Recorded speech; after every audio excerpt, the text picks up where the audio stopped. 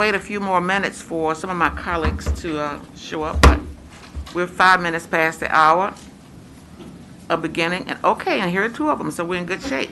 Colleagues. Yes. Good morning again, and welcome to the first Senate Finance and Appropriations Public Safety Subcommittee meeting of the 2022 session. Let us start this morning by having each senator introduce themselves and the area they represent. Introductions by members. And I think I'm going to start to my far right with Senator Marsden. Thank you so much. I'm Senator Dave Marsden from 37th District, which is all Fairfax County.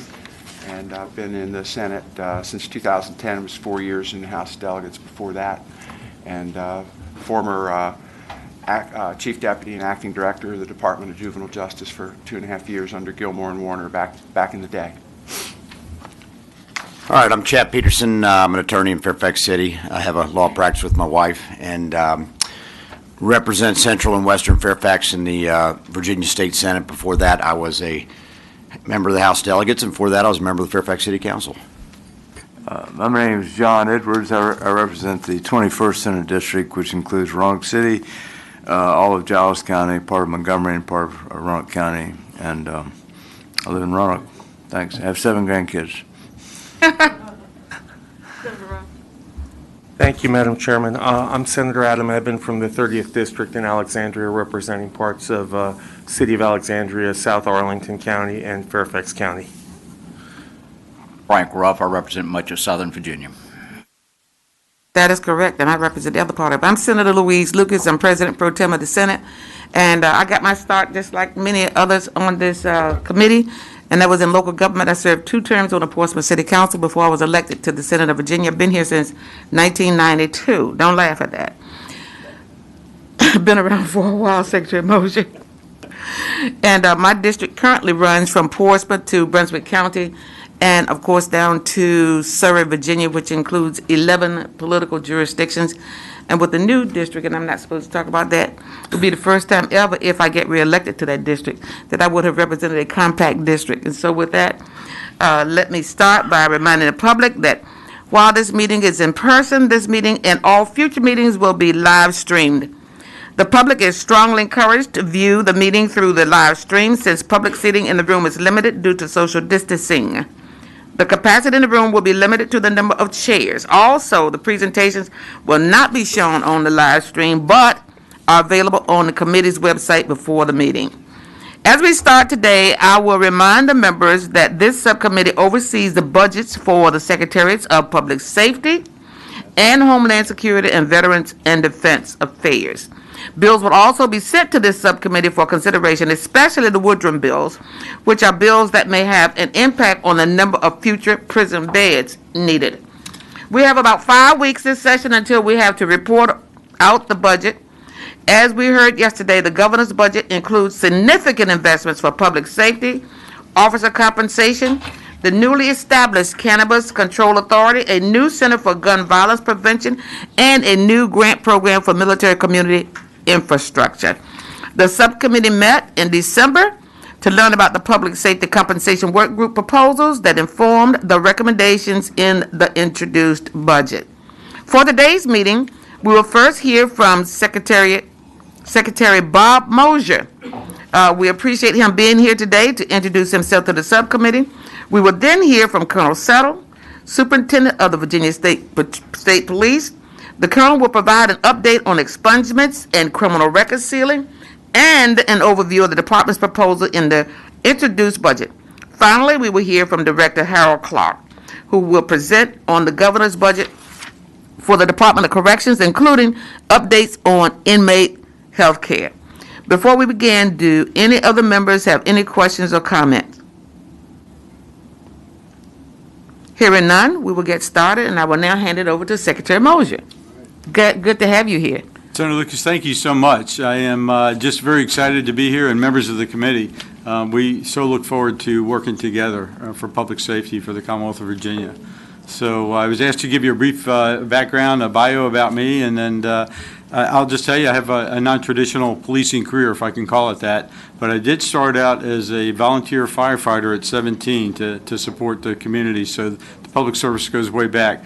Then I later became a police dispatcher in Northern Virginia. So I was there, and then I became a police officer in Northern Virginia. I did that for about 5 years before becoming a deputy sheriff in Fauquier County, Virginia. So for the next 10 years, I really was able to expand my horizons in working in criminal investigations and emergency operations, if you will, patrol operations, and became familiar with the jail setting.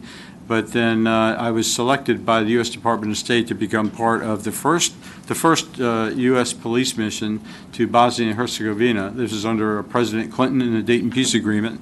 And I wound up going to Bosnia representing Fauquier County. 200 members were part of the mission, and became a station commander for the UN. So at that time in the Republic of Srpska, if you're familiar with the conflict, I was able to come back home. Going to get right back into police work. That's truly where my heart is, in service to the community. But as luck would have it, and it's kind of interesting that we're here, because it was the budget in Fauquier County at the time that kept me from being rehired in that position. They were going through budget issues. So I was contacted by International Justice Mission, if you're familiar with them. It's an organization dedicated to civil rights, to seek justice, rescue the oppressed, and plead for the widow. And we were engaged in the developing world, and primarily in investigations and working with governments in child bonded labor, slave labor, and then also human trafficking or sex trafficking, commercial child exploitation of children. So I was there for 10 years. Now, fast forward with the global war on terrorism, the Department of Defense, they were looking for people like me with my background to be part of a solution to attack the network, if you will. And they wanted to know how could you, from a law enforcement standpoint, integrate into the fight against terrorism, and we did that. And some of the measures that were undertaken by LEPS, law enforcement professionals, that were part of those programs, actually protect the homeland today. Biometrics being a huge portion of that, whether it be DNA or other means, facial recognition, other things that can help protect the homeland. And I just will tell you that there have been news reports where terrorists have been apprehended on U.S. soil that had committed atrocities against U.S. soldiers overseas. So, and they've been convicted inside, I know there was one in the Western District of North Carolina of a conviction in Bowling Green. I was asked to do that program. I was there for almost 2 years in Iraq, and came back, and then I was picked up by the Department of State to go back and be involved in training of the Ministry of Interior, of senior law enforcement officials with the Ministry of Interior. So coming back to the U.S., I always had this place in my heart for local law enforcement, so I ran for sheriff, and look, I so appreciate anyone that runs for public office. Right? So I get it. I get that. So I ran for sheriff in 2015, and I was brought on as Fauquier's 60th sheriff in the history of the organization, and then I received a phone call about right around the first of the year. So that's why I'm here. But I'm really proud about the programs that we implemented in Fauquier County. I will just say that the community trust, the building, the different things we were able to attain. So when all of the things started happening around the country, we were in a very good position and already had those relationships established. You can't wait till you have a problem and then say, oh, well, we're here, we're all about that, because that does not just wash out. So keeping with the governor's intention of what he wants to do, and this is part of it. It's the fully funding of law enforcement. It's the public trust initiatives. It's prevention, Operation Ceasefire. I mean, these are different things that the governor would very much like to see go forward in a community that can build that trust, and what we're working with together. We're going to be, of course, reviewing the parole board and anything connected with inmates. We have, of course, Director Clark here today. Had my first phone call with them yesterday, so learning more, getting up to speed. And I just want to kind of end with this. I don't want to take too much time with them being here. So to really get to where we need to be, they put together an extensive package of information to help you with your decisioning about budgeting. And quite frankly, some of the problems that we face are directly related to the lack of budget, and this is for over a period of time. it's not to cast blame on anyone. What it is to say that now we have an opportunity to kind of make a difference in this. So I'd ask that you please give a very strong consideration about these budget requests and things that we're putting forward, because we can get through this, we can get through it together, and I assure you the governor wants nothing more than to work hand in hand with everyone here to make a safer community for the Commonwealth of Virginia. And I subscribe to that myself. Sorry if I seem a little emotional about it, it's real. I believe you. Your reputation precedes you, and I am very impressed with your credentials. You have had a lot of friends advocating for you. Really? Sometimes one in both ears at the same time.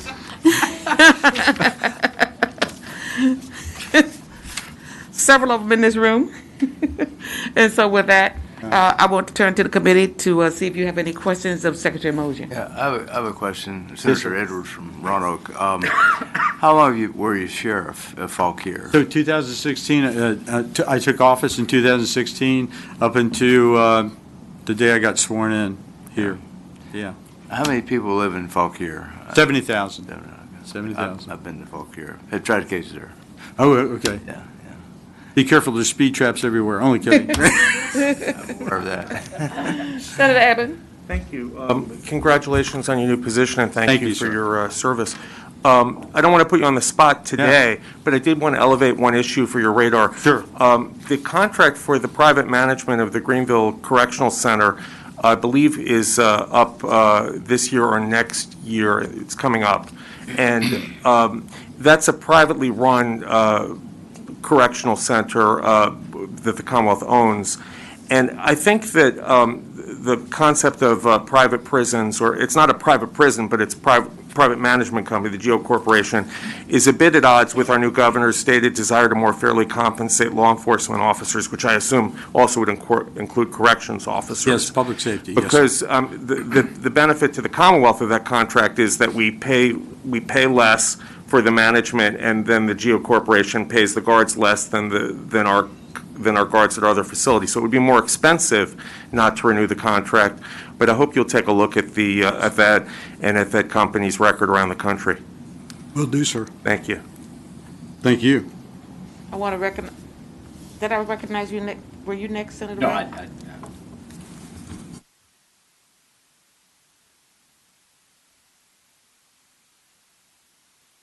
I think you have thoroughly impressed everybody. There are no questions at this table right now. Senator Lucas, thank you. That's a good sign. Thank you so much. You're so welcome. I'm just very grateful to be here and to be in service to the Commonwealth, and that includes our legislative bodies as well. Anything that I can do. Okay. We will be calling on you, All as right. Colonel Thank you Sutter very would much. attest to. Thank you. Congratulations to you. Now, we will turn to Colonel Settle. Provide us an update on expungement. Yes, sir.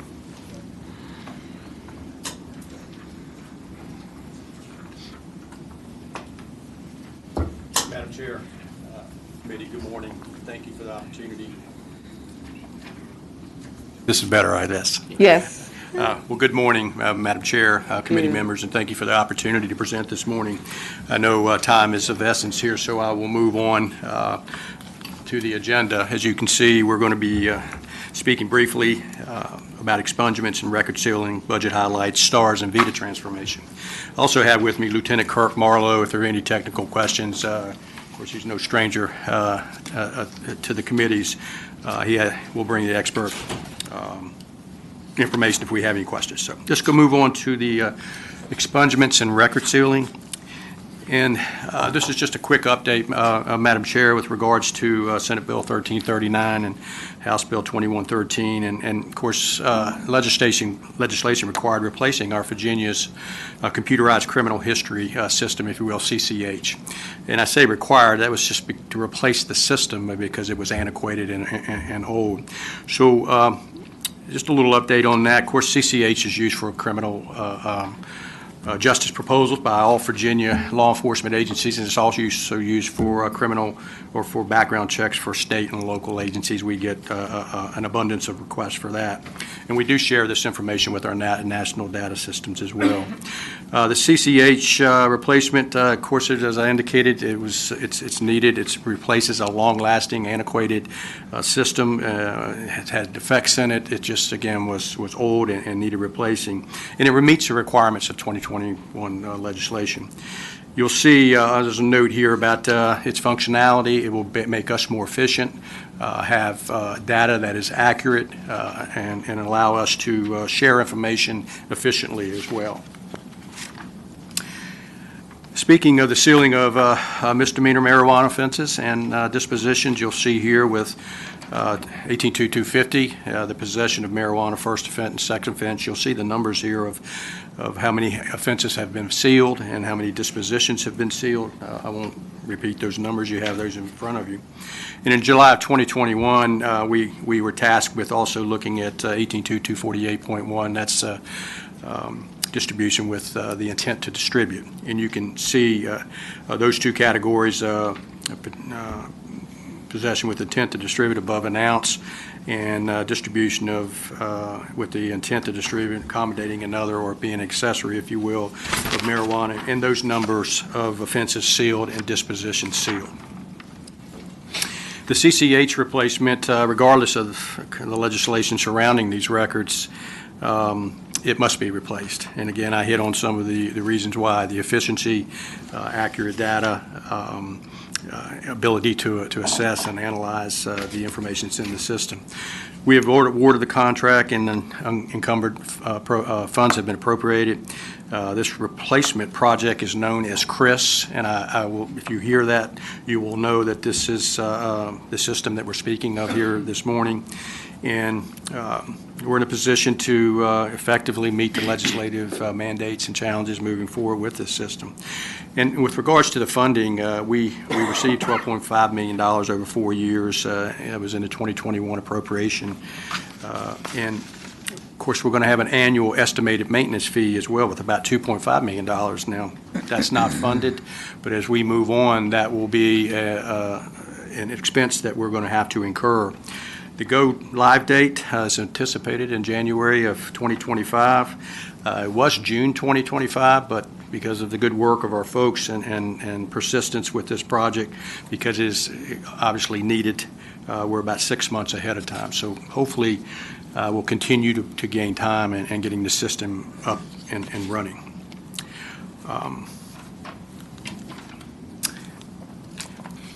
Next item I'd like to talk about is the governor's proposed budget with regards to sworn compensation. Now, this remains a critical need of the agency. It is our utmost priority, our highest priority, if you will. Currently, we have 345 vacancies. Lieutenant Colonel Marlowe and myself track this daily. It would not surprise me if that's gone up a position or two, but as you can see, we have 345 vacancies. Right now, we have the next school starting, I believe that's January 26th, Colonel, and we were hoping we can seat 80 people in a school. We have brought in 90, 95 folks because we usually have an attrition rate of 10 to 15 right on the front end. It's not a job that these young men and women come in, they find out this is not for me, and that's okay. But right now, we only have 30 slated for the next school. We have a school graduating Friday, January 21st. We have 58 that'll be graduating this Friday. We're pretty proud of that. That will give us some relief in the field, but they will have around 8 weeks approximately of field training. So hopefully they'll be successful for that, and we can get those men and women out on the road in their assignments. So the one thing that has helped, and that was the ARPA bonus funding, has slowed down our tenured folks from filing retirement papers, kind of holding off to see what comes out of this General Assembly with regards to budget and compensation. We're excited about where we're at right now and the possibility of addressing compression and some other issues, but that has slowed down, and quite frankly, that's important to us because we're losing tenured folks who we have put an extraordinary amount of money into training. It's about $120,000 per trainee,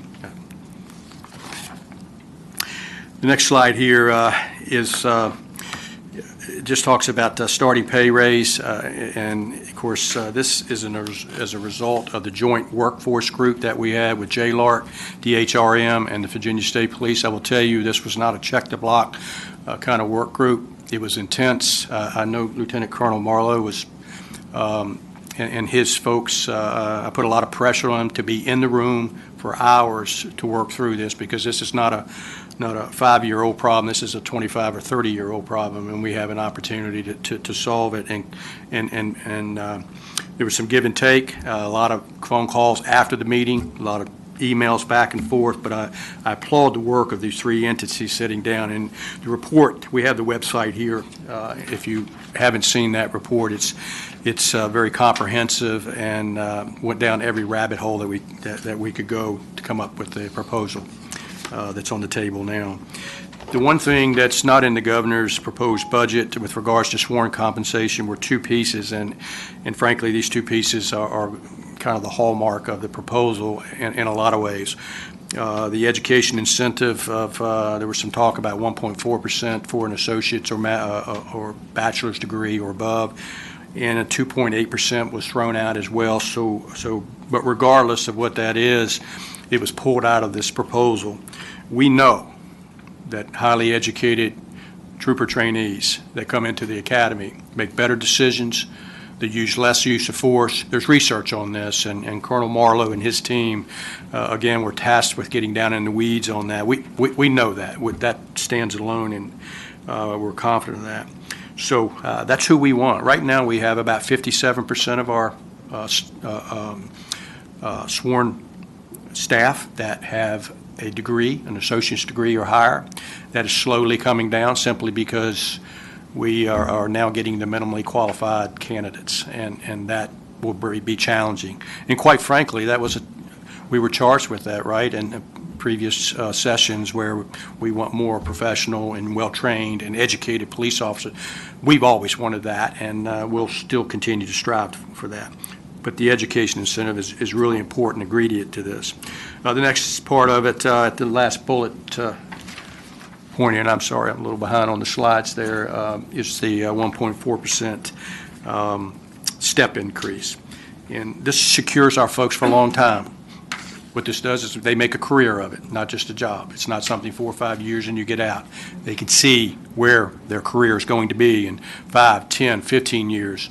Hopefully one of them sitting here at this table in the position I am. That's the message that I want to send.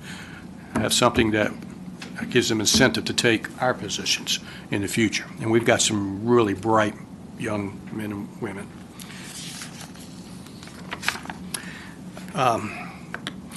The next is just really general information. We were, to kind of give you an idea of comparisons of salaries, we looked at our state police partners surrounding Virginia, and the study that we did, or the reach out that we did with these agencies to include their COLA adjusted starting salary, and you can see the states there is $59,000, and that's about $4,000 or $5,000 more than what we're asking for to increase our starting salary to. Now, the one thing I will say if the education incentive is reinstituted in this plan, that'll bump us up, and you'll see the figure there at the second bullet, about 55.5. That makes us competitive. We've never come in here and said we've got to be the #1 paid agency. We think our tradition, our professionalism, and quite frankly, when we poll our folks, professionalism is the reason they come to our agency. And this is nothing against any other agency across this Commonwealth, because we've got some extraordinary law enforcement agencies. But our mission is unique, and you all have seen that up front and personal, certainly over the last 2 or 3 years. Mm-hmm. So restoring that education incentive and that 1.4% in the second year, in year 2 of the budget, is extremely important to send a message to our men and women that we want you to make a career of this with the state police. Yes. Colonel Suttle? Yes, I'm sorry. Colonel, thank you, Madam Chair. Before we move off the compensation piece, I wanted to ask, I just want to be clear, right now, the starting salary for an officer is how much in Virginia? It's 47. 47,293. And sir. is there a pay differential for those that are in Northern Virginia? It is, sir. And do you know how much that is offhand? Madam Chair, Senator. Yes, sir. There's 25% for Northern Virginia, but it's two separate pay scales, so it's not necessarily a differential. So there's a Northern Virginia pay scale, and then there's a statewide pay scale. So they go to pretty much north of Fredericksburg, and our Division 7 headquarters. That's where that pay differential is. And do we know how much more a starting salary for someone in Northern Virginia might be, or? Everybody would come in at the same starting salary. Okay. Their salary would increase to that Northern Virginia scale upon assignment outside of the academy. Over, and do we know how much that is? Is it a percentage or is it a dollar figure? It would be that Northern Virginia pay scale of 27%. 25 or 20? 25, yes, sir. Okay. Okay, well, thank you for what you're doing. Thank you. Yes. It's amazing how we are not competitive right now with Kentucky and West Virginia. I guess Maryland must be That's higher. right. And Madam Chair, if I could just make a Settle. comment, that report on the website has those figures in it, the chart, the pay chart, and I would say the comparison with the surrounding states, it's even more when you go to the mid-Atlantic states, New Jersey, New York, Pennsylvania. So we just did a surrounding area. We know those others are higher as well. And you said you had how many graduates on Friday at what time? 58 as of yesterday, Colonel. Yes, sir. Thank you. Will be at your headquarters. Madam, yes, ma'am. Hope you can make it. It's graduation's at 10 o'clock. Doors open at 9:30. And we'll probably be on the floor. I wanted to be there. Senator Morrison. Thank you, Madam Chair. I just want to express my appreciation for the system you put in place. Back in the 90s, we sort of did away with the step system for most state employees and sort of lumped COLA, cost of living, and merit into one number. And it didn't work. We never funded it. Is what I have been advised. And to get that back in so that employees, and I think it goes beyond state police or anyone else, is employees need to know where they're going to be in 5, 10, 15 years. We all need to plan our lives. They need to plan their lives to know what they might be making at that point in time if they continue with satisfactory employment. So I think you have come upon a restoration, a method to restore what we lost all those years ago. And I think we need to look at this for state employees, all agencies. Excuse me. What you've done here is a prototype that can be used to make a transition back to something that will enable us to hire state employees or to hire more qualified and more motivated state employees if they have a system like this that they can be hired into. So I thank you for that. Madam Chair. Senator Norman. Good morning, Colonel. How are you, sir? Good morning, Senator. How are you, sir? Thank you for your service and what you're doing. Thank you. I realize the focus of the discussion right now is on compensation.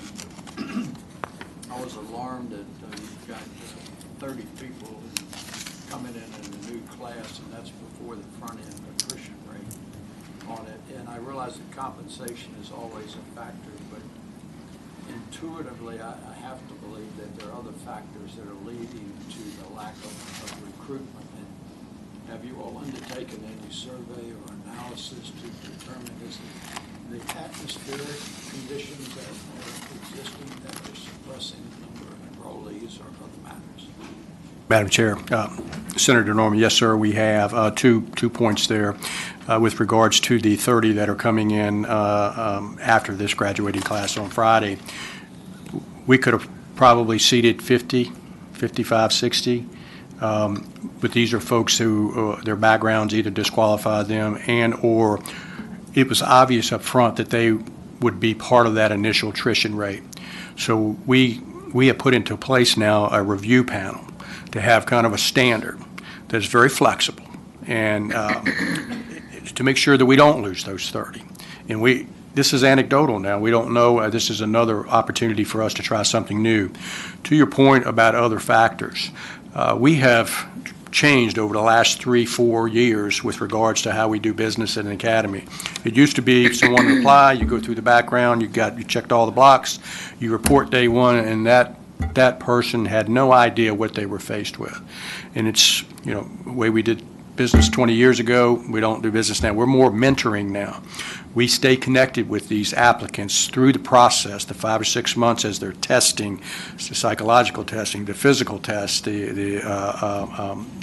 all the tests that they're required to do, and we create a relationship with them. We know that we're keeping 5-10% more by doing that. So we're building on that as we realize it's not just the pay. There are other factors, and so we are digging into that. And I don't know if Lieutenant Colonel Marlowe has anything to add to that, because I've charged him with being creative in this area. Madam Chair, Senator, one of the challenges we face is we have a residential academy, because people come from outside of the state of Virginia and everything, so they're going to live there from Sunday night through Friday afternoon. They don't really know where they're going to go until about 10 weeks into school, when we assess our 345 vacancies to determine the top priority, where we need to fill holes for people and things like that. So that not everybody's kind of cut out to come there and live for this extended period of time. So what we've noticed in working with the work group and things is, with these agencies around the state of Virginia and outside the state of Virginia boosting their salaries, now candidates have opportunities to look at the portfolios of the various agencies and make a more informed decision to say, for example, take Chesterfield County. I can go to work in Chesterfield County, make more money than being a state trooper, and I go home every night. I go to do my training 8 to 5. I go home in the weekends. I can promote within my agency and never have to move.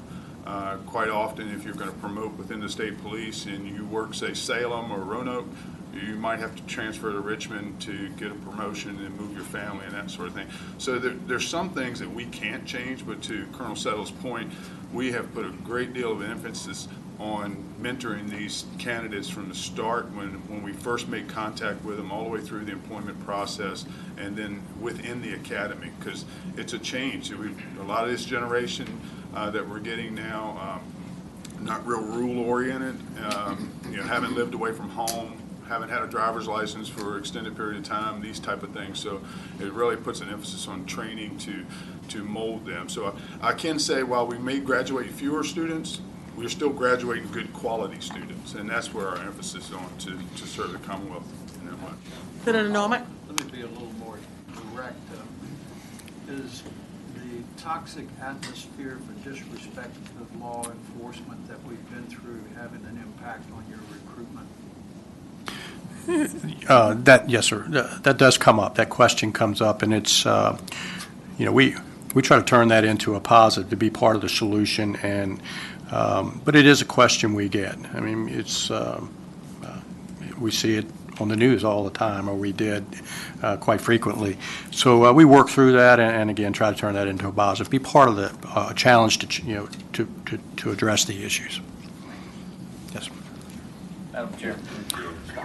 Senator Ruff? Colonel, on average, how many of you losing a month to retirement leaving? We were, and this may be a question for Colonel Marlowe as well, but I look at that retirement sheet every month. It's usually 6, 7 a month that are on there, and these are anywhere from 5, 10 a year up to folks that are fully eligible to retire. So, and it ebb and flows, but it has gone down with regards to this package. Like, it's kind of a wait and see. Those, Madam Chairman, Senator those Ruff? that are coming into the school, how many of them have experience in local as a deputy or town police? Most do not. And, Madam Chair, I'm sorry. No, you're fine. Most do not. Most have a college degree of some level. We look at a total work experience. It may not be law enforcement. We have a few that come in, and we have in the past had what we call a lateral school, which is based on certified law enforcement agencies. We've had 2 of those in the last 4 years, and that's been very beneficial. But we realize too that all of law enforcement are trying to keep their people in their agencies. So. Sure. Thank you. Sure. I'm sure. Senator Edwards? Several things. First of all, I appreciate your pointing out that this is a state agency. It's not local. And the territory is the whole state, unlike, say, a local police department or the sheriff's department. And furthermore, it's also important to understand that the state provides all of your pay, not the localities. There's no matching at all. We need to keep that in mind. And also, there, so you have 345 vacancies. We've been working on that, and I hope we can at least get the educational incentive up to encourage college graduates. I think that's important, as well as the annual step increase. We need to get it up to where other states are, so you're not losing to localities. The other thing I think is extremely important is, and I've been pushing to increase the pay, but also increase the number of state police. You got 345 vacancies, but I think there's a figure as to what you really need, not just to bring up to where the vacancies are, so there are no more vacancies. But I've been pushing for over 20 years to have 100 new state troopers for I-81, for example.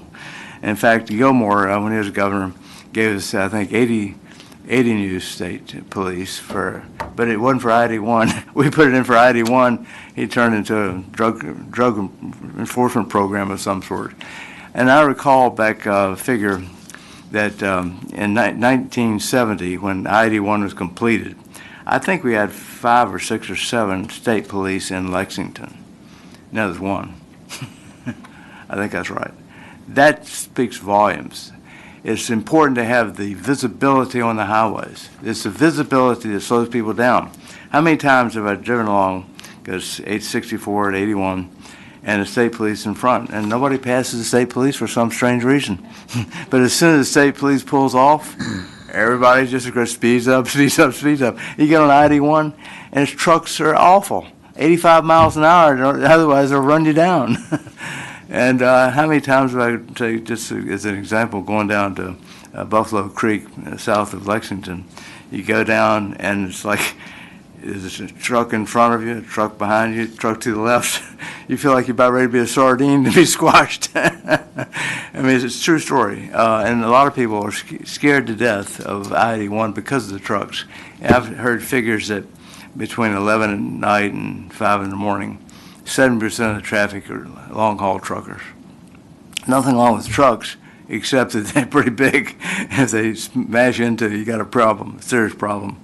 And so we're widening 81. That's a huge part of the problem. We started too late. It's going to take 10 years. We should have done it back in the 2000 era, but we finally got it done. And I certainly hope we don't reduce the money to expand I-81. But we also need to look at expanding the number of people in the state police. And keep in mind, this is the state agency. It's not a local agency. There's a huge difference. And I appreciate your I think he knows that. talking about professionalism. It's important that the job is a profession. And you need good judgment, you need good training and all the rest. And I appreciate what you've been doing recently. And I look forward to expanding the state police as we go forward. Madam Chair. Senator Peterson. Colonel, thank you. And it's funny, I have a 23-year-old daughter, and I just saw that starting pay, or proposed starting pay. I just suddenly had an idea. But I think one of the things that would be helpful, and it would be helpful to me, and I'm in the state legislature, is understanding the jurisdiction of the state police and what it does. Because for me, I think of the state police as when you're traveling on the highways and you get pulled over, or there's an accident and they come to your assistance. That's the state police. But the state police does so much more in terms of investigating crimes, security, things like that, and just knowing what you all do as a law enforcement agency vis-a-vis a local police department, vis-a-vis a sheriff's office. That would be super helpful, just to get that out in the public. Yes, Madam Chair. Make it quick because I know we're running close on time.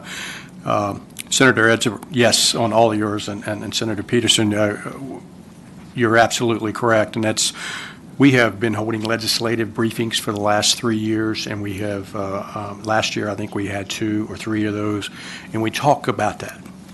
not just the trooper working the crash, or you see someone sitting on the road. So your point's well taken, and we'll certainly push forward on that and try to do a better job. Thank you, Chair. Colonel Settle.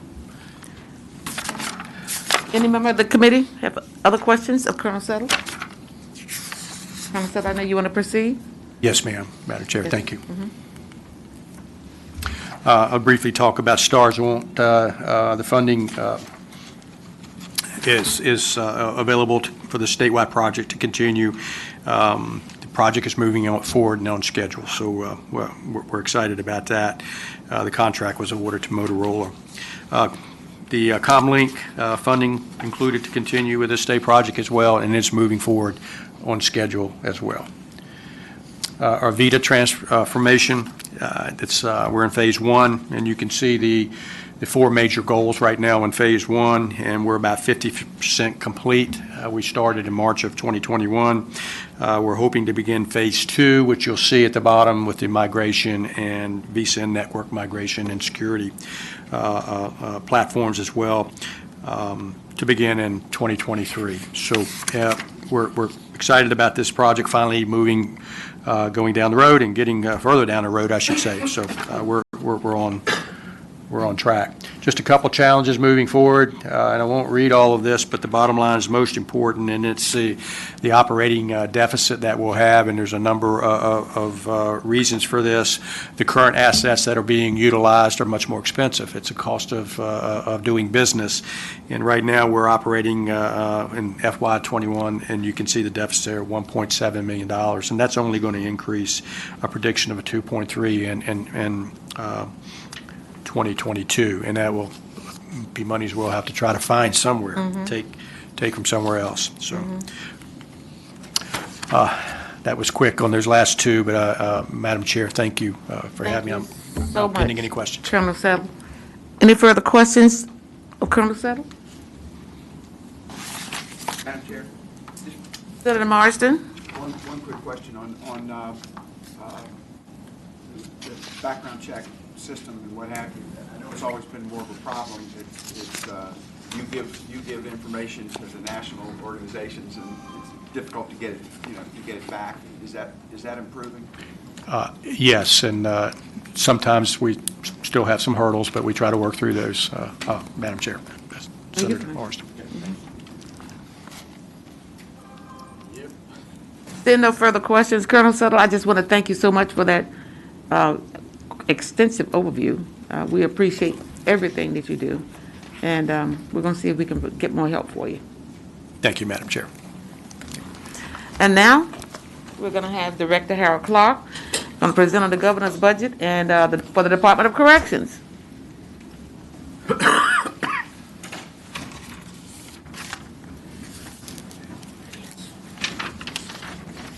Good morning again, sir.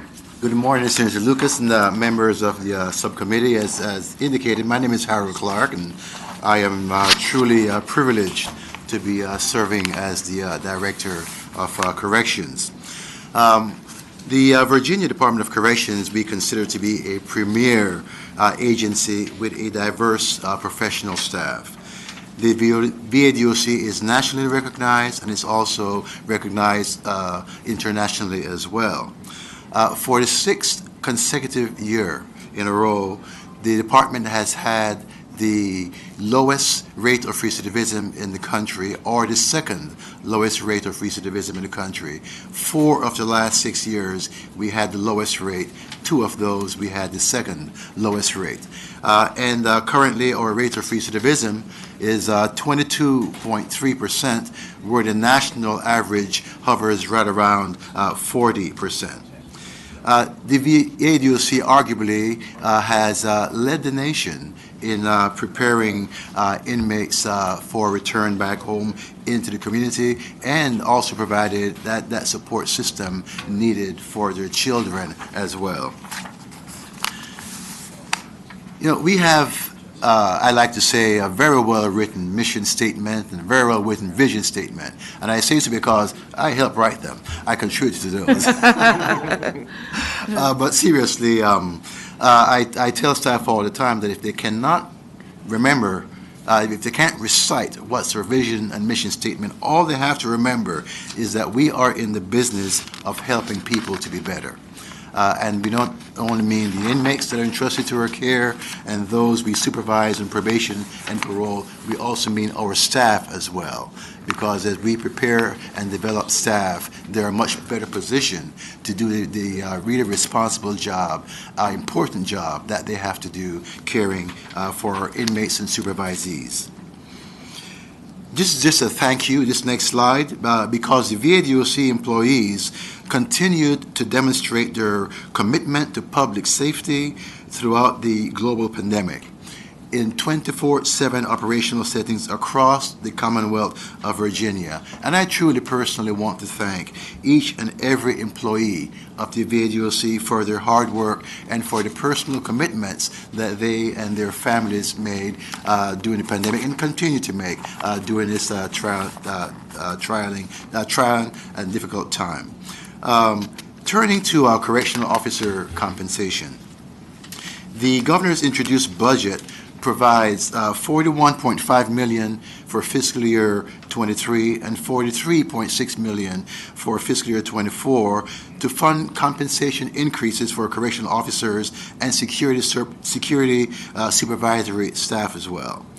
This funding supports the department's request to increase the starting correctional officers' compensation from $35,000 to $44,000, and increase the minimum salaries for supervisory ranks of sergeants up through the rank of major as well. It also begins to address compression issues for correctional officers and supervisory staff in our state correctional facilities with a one-time base salary adjustment. This proposed funding supports salary increases for facility security staff, which is critical for the department to provide competitive salaries to ensure successful recruitment to reduce current vacancy levels. And I'll show you what those levels are in a second in the next slide. The vacancy level for correctional officers has risen from 683 vacancies in July of 2020 to 1,780 vacancies as of December of 2021. This is a significant challenge faced by correctional agencies, not only in Virginia, but across the United States. I have the opportunity to sit with my colleagues from across the United States occasionally, directors of corrections, to address these issues. And at our last meeting, around the table with me were a couple of states that had vacancy rates as high as 60 and 62%. Wow. Senator Eben. Thank you, Madam Chair. I wanted to ask Director Clark, with the vacancy rate of 1,780 vacancies, that's astounding. What is the total number of correctional officers? When you say 1,780, we have vacancies, how many do we have in place? We have a complement of correctional officers and up to all the rank of major, senior staff of right about 9,200 or so staff. So that is about 20, at least 20%. The vacancy rate is running right about 38% now. 38%. Yes. So what do we do? Do you have overtime, or is it just stretched we have in? to do a number of things. We do overtime. Sometimes we have to slow down operations because we can't do everything that we need to do. We also have a program in which we train other staff to perform correctional roles, and so we have other employees who are hired to do other duties and functions performing as correctional officers. Thank you, Madam Chair. Madam Chair? Senator Marston. Yeah, I was involved in a study of the Oklahoma Department of Corrections on retention and human services or human resource issues. What are you finding? When are people leaving the department after they're hired and they do depart at some point in time? When are you running into that as your biggest exodus? As Colonel Settles indicated, not everyone is fit for this business, and so a lot of folks join corrections, they go through the training, and Usually, sometimes within the first year or first 2 years, we experience turnover with people who are just not fit for the job, people who decide to move on. About 2 years was when they hit their, their critical point, maybe, they started losing. Yeah, I would say it's anywhere from about 6, 8 months to about a 2-year period of time. They begin to exit. Retention of existing trained staff in our institution is important. And as mentioned, that rate of recidivism turnover right now for correctional officers is right at 38%. The next slide, slide 7, just gives you an impression of beginning in July of 2020, how that pronounced change was realized, going from 668 to 1,780 vacancies at a rate of about 56 each month from July of 20 until December of 21. Giving some attention now to the issue of probation and parole officer compensation. Right now we have a turnover rate of about right about 9% for probation officers. When I came to Virginia 11 years ago or 12 years ago, we did not have a problem with probation officers. We had actually interns waiting to become probation officers. And it was a job that people aspired for. Well, today that's not the case. Today we're having a hard time retaining, primarily because of compensation. And I have spoken personally to many probation officers who tell me that they really love their jobs, but they cannot support their families with the compensation they're receiving, and so they're leaving.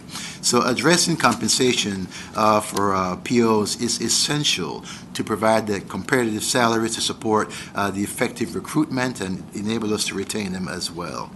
And without that increased trained staff, it's impossible to provide the evidence-based programs and the treatment and supervision that is required. Currently, 51.9% of our filled parole officer position, they have less than 5 years of experience. My goodness. And the budget request submitted by the department also included a $6 million to increase starting salaries and provide compression increases for probation and parole officers and for their supervisors as well. Department supports the recommendation to address compensation for probation and parole officers made by the Joint Committee studying staffing levels, employment conditions, and compensations at the Virginia Department of Corrections.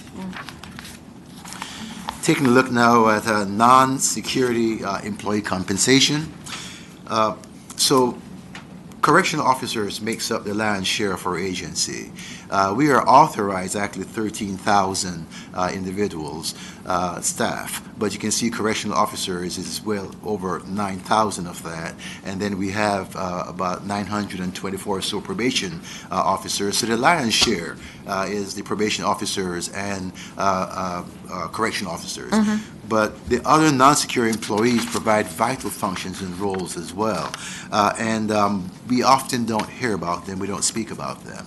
But the non-security employees provide essential support to department operations, and enhanced compensation for those employees would be an enormous help in addressing retention and morale type issues. There are significant vacancies and salary issues in multiple areas among the non-security staff, and non-security staff provide critical support for the security staff. I mentioned earlier, those non-security staff are the ones who are stepping in right now, backing up the officers because of the large vacancy rate that we're experiencing.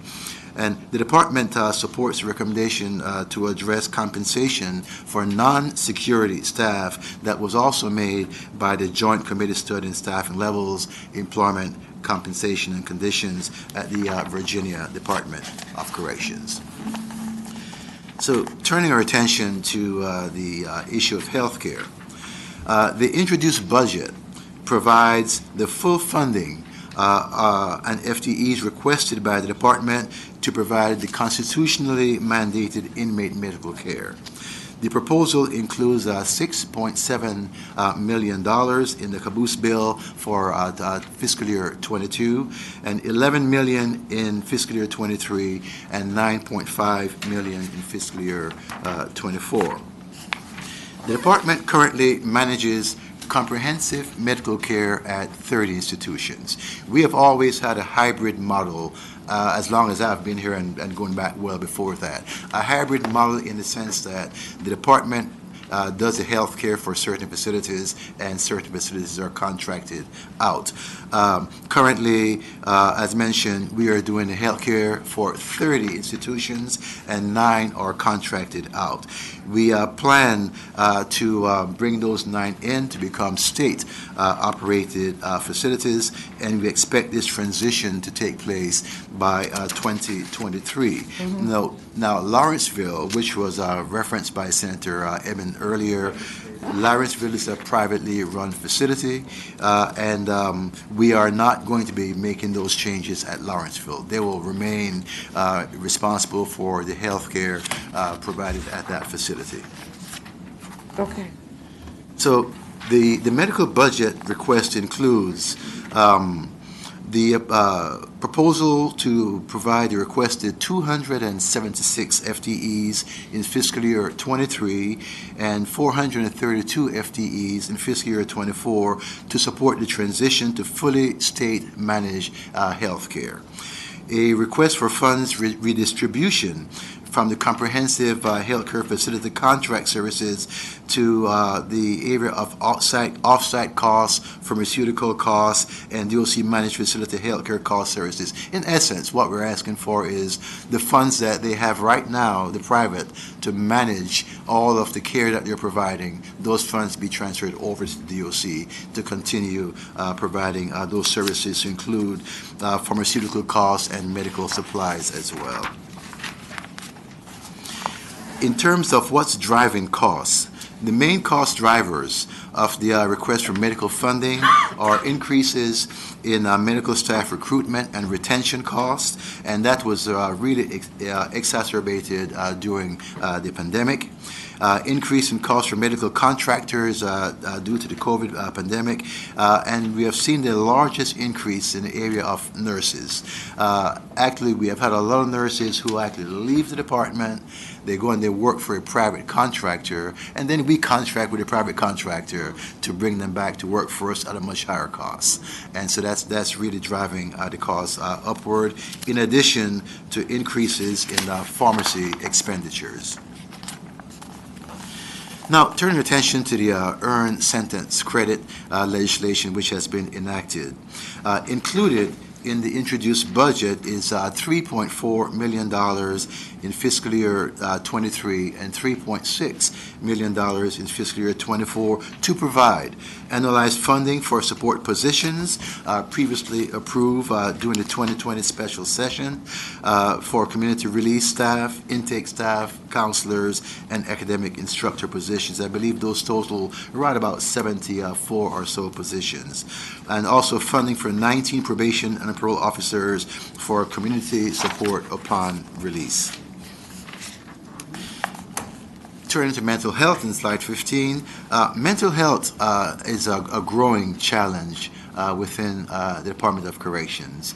When I came to Virginia 12 years ago, right about 26% of the inmates had a mental health diagnosis. 26% of the all inmates, the inmate population. And today, that has increased now to right about 32% of all of those incarcerated having a mental health diagnosis. The introduced budget includes funding for 73 positions to address mental health needs in both facilities and in community corrections at a cost of $4.9 million in fiscal year 23, $5.9 million in fiscal year 24. And the funding provides, and you can see on this slide, it gives, I don't need to read all of that, but it gives you a breakdown as to the positions. 32 new psychology associate positions, 2 psychology associate positions in the areas where they're going, and cognitive counselors and district mental health clinicians as well. Offender sex offender caseloads. The introduced budget includes funding for 47 probation and parole officer positions at a cost of $2.5 million in fiscal year '23 and $3.2 million in fiscal year '24. The number of sex offenders and supervision has increased significantly, and those are caseloads that are somewhat difficult to manage. The addition of these sex offender positions will allow the department to more effectively manage the high-risk cases to mostly effectively address public safety. Turning. Senator Morrison? Thanks. Director Clark, with, additional mental health probation officer resources, how would you describe the workday of probation officers? Are they primarily working 9 to 5? Do you have people out at night, doing direct supervision? How does that break down? They will stagger their schedules to meet the needs of the offenders, given the offender schedules as well. Some offenders work, and so obviously you can't necessarily meet those folks throughout the day. So they will stagger their schedules as need be to address the management of their caseloads. Weekends? Yes, if necessary.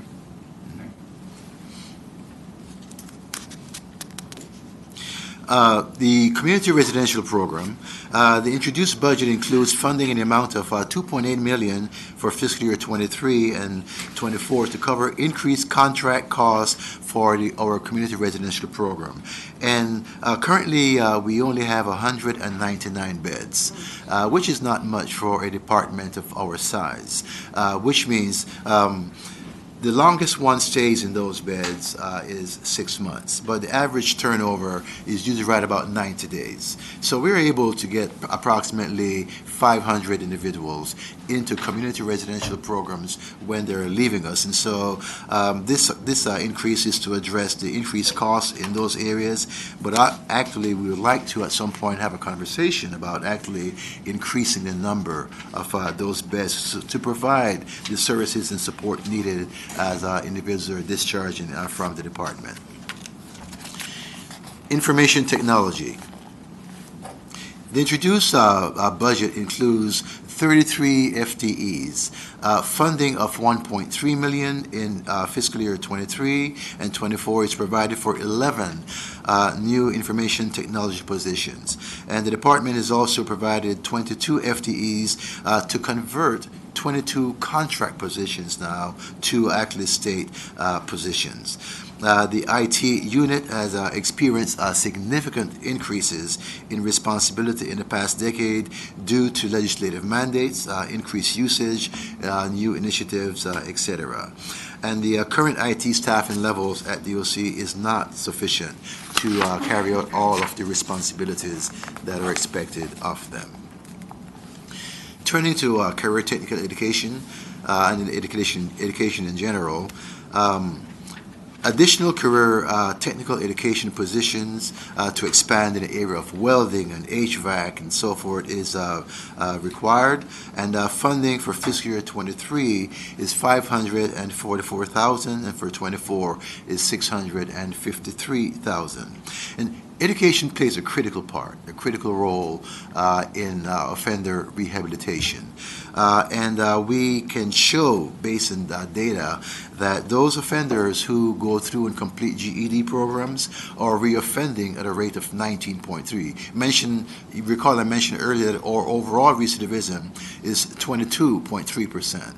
But those who go through, get GEDs, they're reoffending at a lower rate of 19.3%. And those who complete technical educational training are reoffending at even a much lower rate of 14.4%. Education matters. Education matters. Senator Evan? When you say reoffend, what does that mean over a period of how many years? That is over 3 years, over a 3-year period of time. So if someone comes back as a repeat customer after 4 or 5 years, that would not be counted as in the recidivism rate? No, the recidivism rate that we consider is a period of 3 years. Thank you. And that's what's reported out nationally as well. Now, we can tell you what the rate is from year 1 up to year 10. But the year that we report out, which is a national measure, is 3 years. Thank you, Madam Chair. Thank you. You're welcome. So quickly taking a look at Medicaid, included in the introduced budget is funding for 4 FTEs at a cost of $299,000 in fiscal year 23 and $356,000 in 24.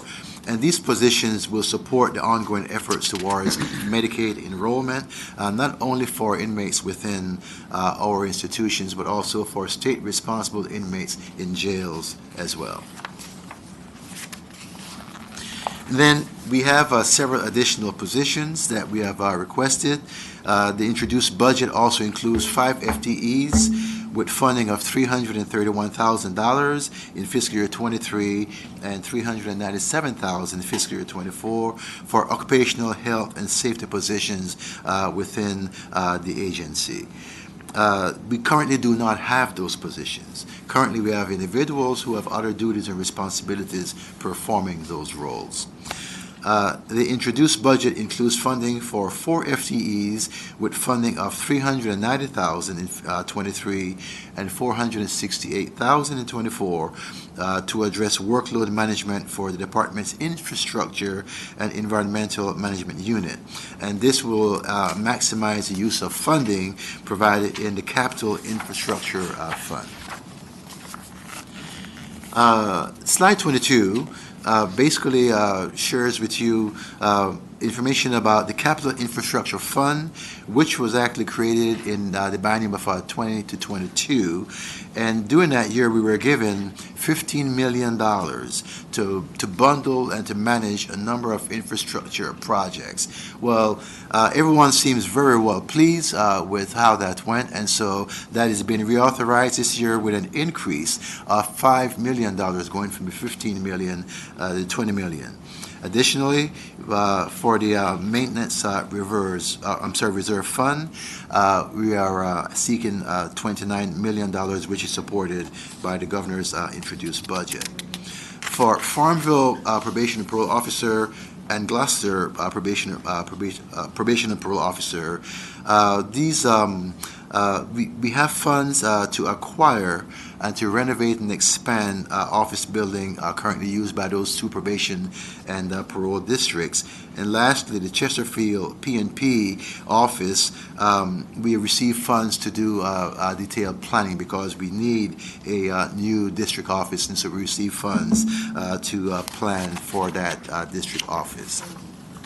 And lastly, turning towards ARPA funding. The following ARPA fund items were included in the governor's introduced budget also. The expansion of video visitation program in correctional facilities of $3 million for fiscal year 23 for the purpose and installation of additional equipment to expand that video visitation. Continuation of the COVID-19 project management team. Again, ARPA funds that you all recognize as a one-time use fund, and we're going to allocate $532,000 to that team, that COVID management team.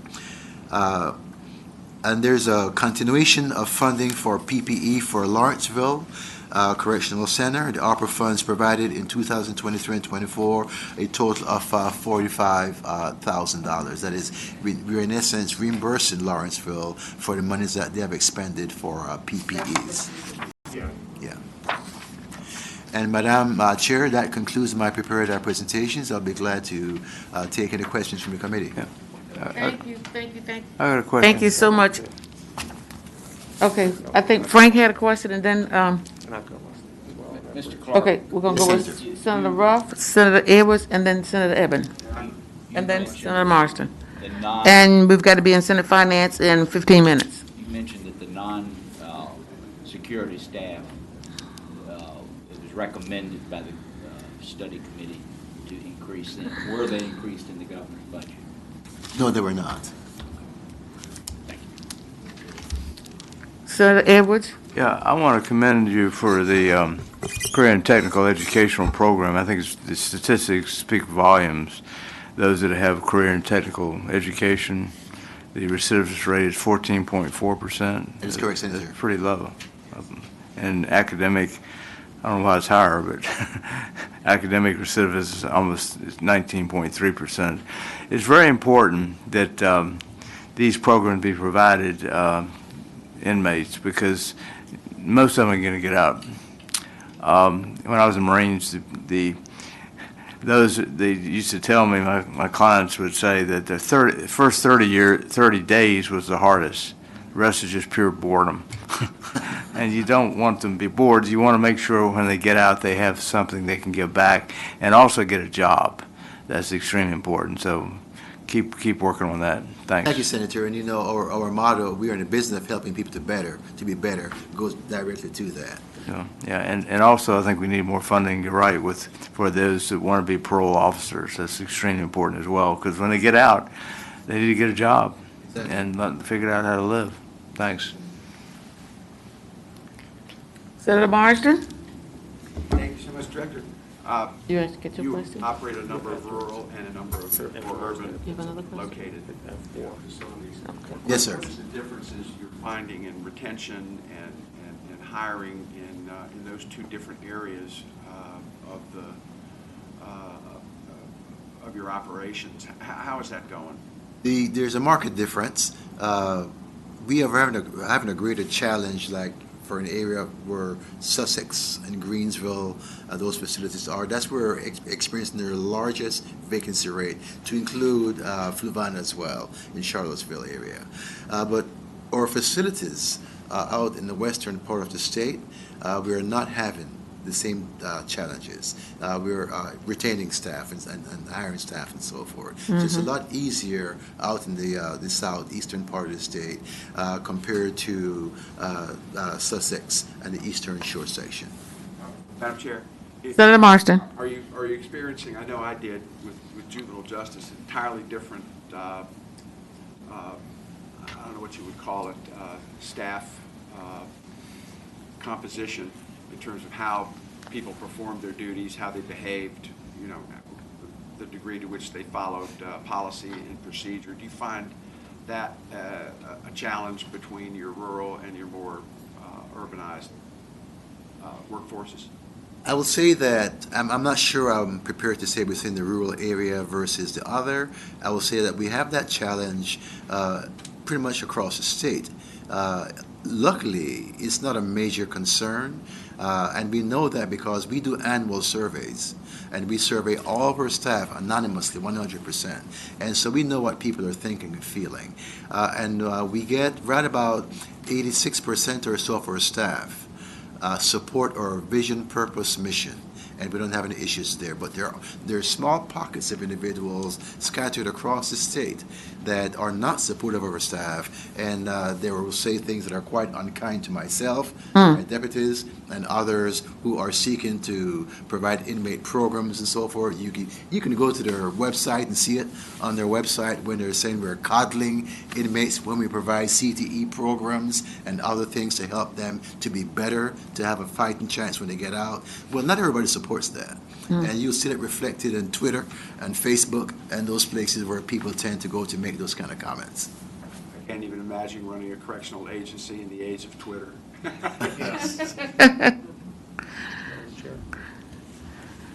Senator Abbott, I know you have several questions. Yes, thank you, Madam Chair.